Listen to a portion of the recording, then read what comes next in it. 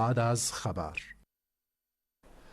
بسم الله الرحمن الرحیم. درنو لیدونکو او اوریدونکو سلامونه مو ومنئ. زه محمد شفیق وردګ له خپل درانه میلمه سره له خبر وروسته خپرونه کې ستاسو په چوپړ کې نننۍ خپرونه مو هم په هیواد کې د ناامنیو ډیرښت او د دې ناامنیو د مخنیوي سپارښتنو ته ځانګړې کړې ده. په دې وروستیو کې د وسلهوالو طالبانو پرمختګ او په داسې حال کې چې په هیواد کې وضعیت تر ډیره کړکېچن دی، امریکا له افغان دولت او امنیتي سرتیرو سره د مرستو او همکاریو د دوام ژمنه کړې. دا چې د دوی د مرستو او همکاریو ژمنه یوازې د افغان امنیتي سرتیرو روزنه او دوی ته د وسلو ورکول رانغاړي که نه نورې برخې هم لري. د وسلهوالو طالبانو د پرمختګ لاملونه څه کیدای شي؟ د جګړې پر مهال ولې د پخلاینې خبرې په ټپه درول شوي او داسې نور. په بحث کې راسره مل دی د سیاسي چارو شنونکی ډاکټر نصیر احمد کمال. ډاکټر صاحب ستړي مه شئ، بخیر. ډاکټر صاحب، په دې وروستیو کې د وسلهوالو طالبانو له لوري پرمختګونه د څه له مخې بولئ؟ بیا هم تاسې لیدونکو او اوریدونکو ته سلامونه احترامات. د خلیلزاد د 2 کلن خبرونه تر دا دمه پورې موږ د کم جنگ شاهدان نه یو. کله نه چې خلیلزاد دا پروسه مخې ته شروع کړې، جنگ شدت اختیار کړی دی. البته تجریدي شکل باندې جنگ شدت اختیاري او جنگ ورځ تر بلې زیاتیږي او تلفات بدبختانه ملکی تلفات هم موږ دا ورکوو. طالبان تلفات هم زیات شوي دي، د افغان امنیتي ځواکونو تلفات هم زیات شوي دي. طالبان کوشش کوي چې دوی ښکاري داسې چې د جنگ واحد ابزار چې دی یا قوت د ګټلو واحد قوت چې دی دا جنگ دی، او په دې باندې دوی دا ثابتوي او نړیوالو ته هم ښیي چې موږ قوي ډله یو. موږ سره چې کومې ژمنې په د ټرمپ په وخت کې شوي دي هغه باید عملي شي او موږ ته د خپل قوت په اندازه باندې بیرته مملکت کې ځای راکول شي او موږ د دې جوګه یو چې موږ ټول وطن وساتو. او فکر کوم چې د دوی پلان فکر او نظر دا دی چې موږ ته هر څه وسپارئ، ټول 100% موږ ته وسپارئ، موږ به بیا ګورو، دا به د موږ فیصله چې څوک راولو او نړۍ سره کوم سیاسي برنامې لرو. افغان داخل کې کوم سیاسونو ته موږ ونډه ورکوو په انتخابات کې. که انتخابات کیږي دا زموږ حق دی چې انتخابات څنګه وکړو، څنګه خلک هغه کو. که نړیوال وی چې دلته خو نور سیاسي احزاب دي هغه به موږ انتخابو، که نړیوال وی چې مدني ټولنې دي هغه به موږ انتخابو، که نړیوال وی چې نړیوالو سره اړیکې دي هغه به موږ انتخابو چې چا سره سره کوم اړیکې وساتو. د دوی ذهنیت فکر کوم چې د جنگ ته په کتو باندې دوی ذهنیت داسې دی او د دوی نظر دغسې. دوی نو د حل یوازینۍ لاره جګړه بولي او که داسې وي دوی دغه تیرو 40 کلونو ته نه ګوري. که چیرې وبانګیرو چې حکومت هم دوی ونیو، څه فکر کوئ هماغسې ارامي به راشي؟ که څه هم د دوی په 15 کلنه دوره کې ټول افغانستان ارامه نه و، آیا که چیرې دوی د زور له لارې دوی پاند حکومت نیسي، نظام نیسي او افغانستان نیسي، بیا به ارامي وي؟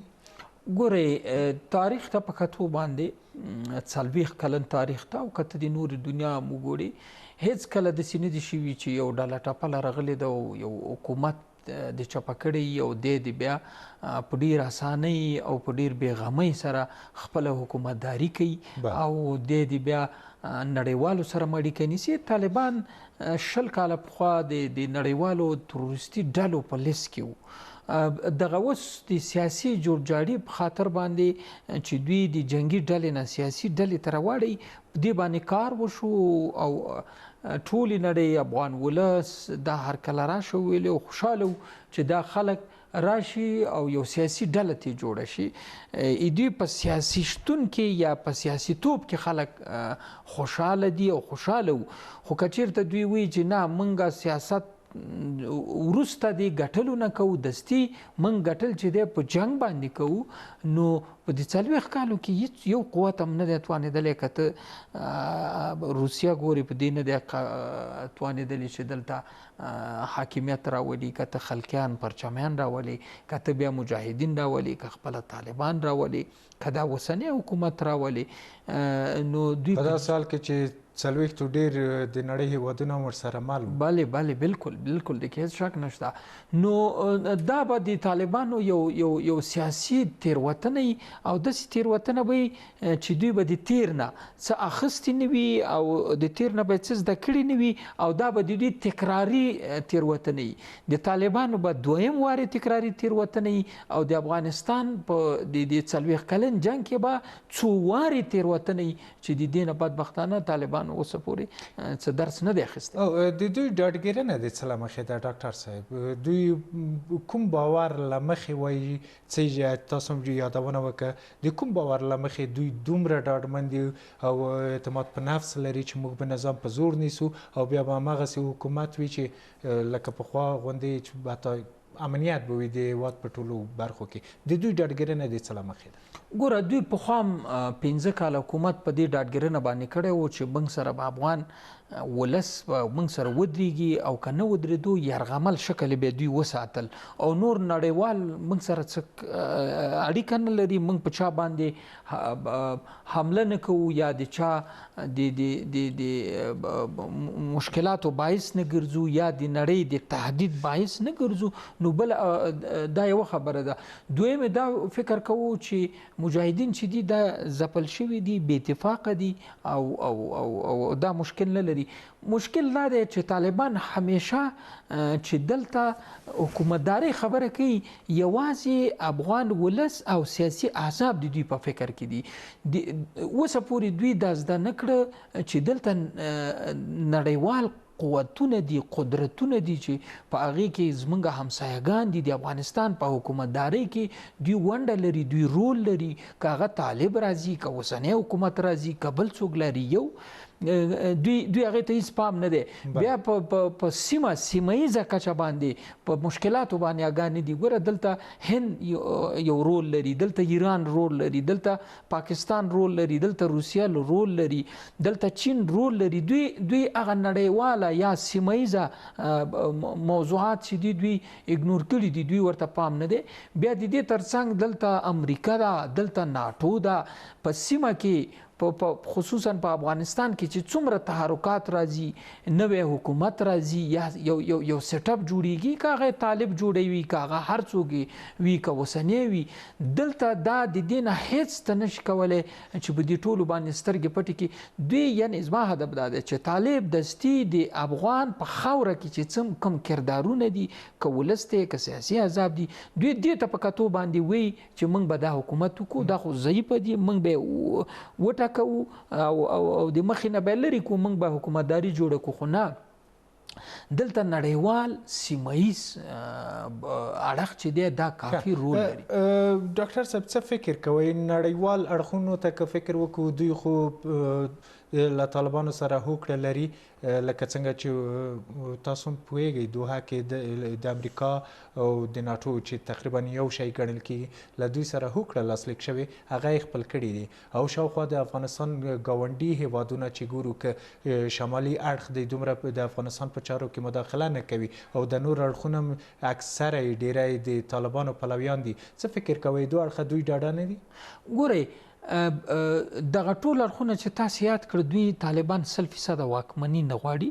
تاسو ولیده چې د روسیې په ناسته کې ټول روسیا، پاکستان، ایران، فکر کوم هند او چین دا رغون شو، ویلي چې موږ د طالبانو شرعي نظام یا 100% حکمرانی نه غواړي. ګوره خپله که موږ ووایو چې پاکستان طالبانو سره مرسته کوي یا سیمهیز یا ګاونډیان ورسره مرسته کوي، خو د طالبانو راوړل 100% واکمني نه غواړي.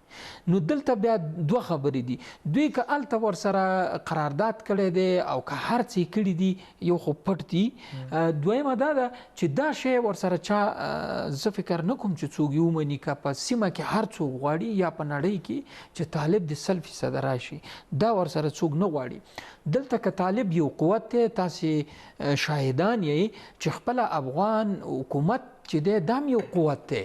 دلته یو بنسټ دی، دلته یو سټرکچر دی، دلته یو نظام دی، دلته افغان امنیتي ځواکونه دي، قوتونه دي چې بیا دا داسې قوتونه دي چې د نړیوالو ټول وګوره دلته په پرتله موږ وکړو افغان حکومت د نړیوالو ټولو اصول مني د نړۍ په ټولو ملکونو کې د دوی اکثرو کې سفارتونه دي په ملل متحد کې د دوی نمایندګي ده ګاونډیانو سره دوی تجارتي اړیکې لري دوی سیاسي اړیکې لري افغان حکومت چې د نړیوال دیموکراسي چې ورته وي هغه دلته لګیا د عملی بنسټ لري لکه انتخابات دي ولسی جرګه ده یا مشرانو جرګه ده وزارتونه دي خپل چوکاټ ته یعنی دا ټول چوکاټ وجود لري په مقابل کې طالب یوازې یو جنگي ډله ده چې د نړۍ یو ملک دا په ظاهرا په سیاسي اړخ کې هیڅ حضور نه لري په نظامی اړخ کې هیڅ حضور نه لري د نړیوالو تحولاتو کې دوی هیڅ رول نه لري د نړیوالو سره هیڅ اړیکې نه لري د ملل متحد سره هیڅ اړیکې نه لري د اسلامي ملکونو او OIC سره د دوی هیڅ نماینده نشته دی دا یوازې یو جنگي ډله ده چې 20 کاله دغه 215 کاله د دوی وخت کې هم دغه پرتله و لیک یو دوه ملکونو دوی په رسمیت پیژندل نو دا یو جنگي ډله و چې امریکا راوستله دوی دستی په یوازې سیاسي حضور چې دوی لري چې هغه ظاهره دی چې په قطر کې د دوی دفتر دی او هغه مسایل مخې ته وړي نور په باطن کې خو دوی په پاکستان کې دي او د مغیزینه دوی وس ټول مشران په تور لیست کې دي بغیر د هغه چیرونه چې وس په دې سوله کې رول لري کردار لري دوی د تور لیست نه وستل شو او ظاهرا په سیاست کې برخه اخلي ډاکټر صاحب افغان حکومت او نړیواله ټولنه او خلک څه فکر کوي مورال کمزوری شوی نه دی چې طالبانو په 3 اونیو کې 18 ولسوالۍ ونیولې دغه په خپله د حکومت او د نړیوالو په خاصه توګه د خلکو د روحیې کمزورتیا باندې لامل نه ګرځي ګوره دلته به په دوه اړخونو باندې موږ بحث وکړو یو خو دې کې هیڅ شک نشته چې جنگ څومره شدت اختیاري او جنگ چې څومره طولاني کیږي تشویشونه ورسره اضافه کیږي خلک په تمه وکړه چې خلیلزاد راغی چې بس زه 3 میاشتو کې سوله راولم نو د خلکو امیدونه ډیر جګ شو د امیدونو ګراف ډیر جګ شو چې سوله راځي طالب راځي ټول ورته خوشاله ولس ورته ټول خوشاله نړیواله ورته خوشاله خو څومره چې د سولې پروسه طولاني کیږي او په دې منځ کې ستونزې رامنځته کیږي مشکلات رامنځته کیږي د خلکو تشویشونه زیاتیږي یو بیا په بل اړخ کې چې جنگ شدت اختیاري او چې جنگ شدید کیږي او بعضی ولسوالیانو سقوط اختیاري دلته خو لا تشویشونه اضافه کیږي د کې هیڅ شک نشته دلته خپل د نړیوالو تشویشونه اضافه کیږي خو دا د تصویر یو اړخ دی خو دویم اړخ ته چې وګورو په داسې حالاتو کې د طالبانو هغه سیاسي موقف کمزوري کیږي طالبان په نړیواله سطح کې تاسو ولیدل چې نړیوالو د طالبانو په حق باندې په نن یو نیم کال وړاندې ډیر زیات مثبت فکرونه لرل او مثبت نظرونه لرل اوس تاسو ګورئ چې طالبانو په حق باندې به هیڅ د یو مثبت نظر ونه ګوري او د یو مثبت اړخ یا ملک به ونه ګوري تاسو ولیدل چې د اسلامي ملکونو علما کرام وخت په وخت سره یعنی په دې څو میاشتو کې اعلان وکړو چې افغانستان کې جګړه نور اسلامي هیڅ اساس نه لري او دا یوازې د شخصي غوښتنو په اساس جګړه ده دا یوازې د خپل ډلې قدرت ته رسولو لپاره جنگ دی نو دا ټول هغه شیونه دي چې طالبان په نړیواله کچه باندې او د اسلامي ملکونو په سطح باندې دوی لا بدنامه کیږي په سیاسي لحاظ لا کمزوري کیږي دوی خو فکر کوي چې جنگ به مونږه یو څه پرمختګ وکړو د کې شک نشته ولسوالۍ سقوط خو دی اصل کې دا پرمختګ نه دی په لنډمحال کې دا پرمختګ دی چې دوی کوي خو په اوږد مهال کې دا د دوی د بدنامۍ باعث ګرځي او د دوی د انزوا باعث ګرځي داسې وخت به راشي چې همدغه موضوع جریان ولري داسې وخت به راشي چې خپله هغه ملکونه چې دوی سره غواړي دوستانه اوس په دوستانه شکل روان دي دوی نه به بیزاره شي هغه ملکونه چې دوی پلان لرلو چې طالبانو ته د پرمختګ بودیجه ورکړي او دوی ځان سره یو کې هغه هم ته بیزاره کیږي نو دغه وخت راتلونکی دی که چېرته طالبان په همدغه پروسه باندې چې دوی غواړي چې وایي کې دې ستونزو سره مخ کیږي ډاکټر صاحب دلته یوه بله پوښتنه رامنځته کیږي تاسو د دیني عالمانو د نړۍ په کچه البته د دیني عالمانو فتواو ته اشاره درلوده چې په دې وروستیو کې د مصر مفتی اعظم فتوا ورکړې وه چې په افغانستان کې د جګړه حرامه ده مشروع نه ده نو طالبان هم طالبان دي یعنی د دینی مدرسو نه راوتلي طالبان دي او د دوی په وینا جهاد کوي په افغانستان کې، نو دوی ته ولې دغه فتواوې ډیر د اهمیت وړ نه دي؟ ولې یوازې پاکستاني عالمان د نړۍ له عالمانو سره نه برابریږي؟ ګوره که د اسلام موضوع ته وګورو هغې کې واضحه ده هر څه ختم دي. د مسلمان بل مسلمان سره جنگ کول ورته کفر ویلی دی او الله پاک ناراضه کیږي چې یو مسلمان بل مسلمان وجدي او دا خو اسلام کې نشته دی. نړیوالو وښودله دا ډېر ښه کار وشو چې نړیوالو وویلي چې د اسلامي اړخ واضحه کې ښکاره کې او ښکاره دی دینه دې کې د پټوو یا د ابهام مشکلاتو څه هغه نشته دی، پوښتنه نشته دی. پاتې شو دلته دغه جنګ چې دی دا د اسلام د نوم نه په استفادې باندې د ځان واک دی، د ډلې واک دی، قدرت ته رسول دي چې په دې قدرت کې تا پاکستان یاد کړي چې په دې قدرت کې پاکستان ورسره شریک دی. د پاکستان علما کرام ته منګه هغه علما کرام په پاکستان کې شته، خو دغه اوس چې په فرنټ لاین کې دي دا سیاسي علما کرام دي چې د وخت په تیریدو سره په دې 40 کالو کې او دستي اوس د پاکستان استخباراتي ملایان دي چې هغوی ته په کشمیر کې، په هندوستان کې، په افغانستان کې او په نورو ملکونو کې دوی د خپلو ګټو په خاطر باندې اموجنې فتوې تیاخلي او د حکومتونو د پرځولو فتوې تیاخلي دي. ګوره په افغانستان کې یو نظام دی، یو سیستم دی، یو حکومت دی. که ته ما سره د ګاونډیتوب حق سره لرو، که د مسلمانۍ حق سره لرو، که د نړیوال حق سره لرو، ته زما حکومت تقویه کړه. زما په حکومت کې که ستونزې وي چې د تا حکومت کمزوری کوو، ما سره په نړیوال بورډ کې ما سره وچېړه، په ما باندې په نړیواله کچه باندې عریضه وکړه، په ما باندې په نړیواله کچه باندې اعتراض وکړه چې ستا حکومت زما حکومت ته په دغه عرصه کې تاوان رسي، ما ته سیاسي تاوان رسي، ما ته اقتصادي، ته دا حق لري او ته په نړیواله سطح باندې یو ښه نوم ولري. او که ته چېرته زما د حکومت د پرځولو دپاره یوه ډله راپورته کوي او د هغې ډلې تر شا ته ولاړ وي او اسلامي نوم ورکوي او زما یو نظام پې وژني، زما عام شخص پې وژني، زما ولس پې وژني، زما پرمختګ پې بربادوي، تباه کوي، نو دا خو ته ما سره جنګ کوي، دا خو ته ما سره ظلم کوي. هغه څه چې له 40 کلونو رئیس را روان دي او په دې برخه کې پاکستان تر ډیره بریالی هم دی. ګوره بالکل دې کې هیڅ شک نشته، دې کې بریا دی. من خو په جنګ کې یو، من په جنګ کې یو، په جنګ کې نه دی، هغه یو قوي نظام دی. تا خپل ځان نه رامخې ته کوي، ستا ډله نیولې ده، ستا خپله ستا په ډله باندې وایي دوی ته دا یو چانس پیدا شوی. نو که چېرته موږ د دې حالات نه ووتلو، موږ بیا دا چانس نه ورکول کېږي. دستي هغه د چانس مهره چې ده د ده په لاس کې ده، تر څو چې دلته دایمي سوله نه راغلي او نظام جوړ شوی نه وي، دغه ډله هر څوک چې دي دغه شوی نه وي، دا چانس به یې ده په لاس کې. ډاکټر صاحب، تاسو مخکې د زلمي خلیزات څرګندونو فعالیت اشاره درلوده. دوی په د وروستیو کې ویلي دي چې د دوحې هوکړې له مخې د امریکایي سرتیري په ټوله کې بهرني سرتیري له افغانستان څخه د وتلو په حال کې دي او دا بهیر په ډیره ښه توګه پر مخ روان دی. خو د هوکړې یوه بله برخه چې د 2000 طالب بندیانو خوشي کول دي، وایي چې په اوس مهال شونې نه دي.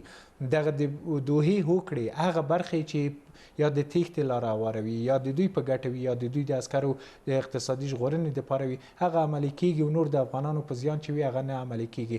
څه فکر دغه دوه ګونی چلند یا د پردې شاته د امریکا په لاندې دغو هوکړې نه څه دی؟